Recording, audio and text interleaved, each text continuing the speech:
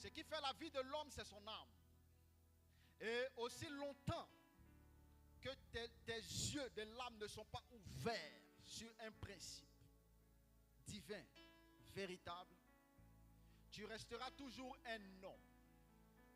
Quand bien même tu as reçu le Christ, mais tu continueras à fonctionner comme un homme au lieu de fonctionner comme un esprit dans un corps. Amen. Quelqu'un m'entend? Amen. Tu as reçu Jésus. Jésus n'est pas un homme, c'est un esprit. Cet esprit est en toi. Mais peut-être que tu ne sais pas comment fonctionner avec lui. Et tu continues de fonctionner comme un homme ordinaire. Or, ceux qui sont en face ont appris à sortir de leur corps. Tu peux tout dire au sorcier, mais tu ne peux jamais lui dire que la sorcellerie est fausse. Il n'y a qu'aux chrétiens qu'on peut dire, à qui on peut dire que Jésus n'existait pas. Et puis il dit, oui, c'est vrai aussi. En fait, Dieu, là, est-ce que c'est vrai? Parce que tu n'as pas expérimenté des choses. Tu as toujours resté pareil. Or, la Bible dit, si quelqu'un est en Christ, il est une nouvelle créature. Les choses anciennes sont passées.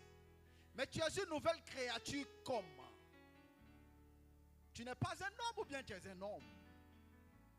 Donc quand on dit que tu es une nouvelle créature, il est très important de comprendre quelle créature tu es. Ah, est-ce que je parle à la bonne église ce matin? Amen. Cet enfant qui était un humain a été éduqué comme un loup.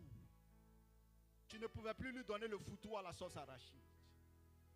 Il fallait lui donner de la viande fraîche. Amen. Amen. Pourtant c'était un humain. Mais il a été éduqué comme un loup. Parce que ce qui fait la vie de l'homme, c'est la vie de son âme. Amen. Laisse-moi t'éduquer selon les valeurs spirituelles. Pour que tu sois un chrétien spirituel. Amen.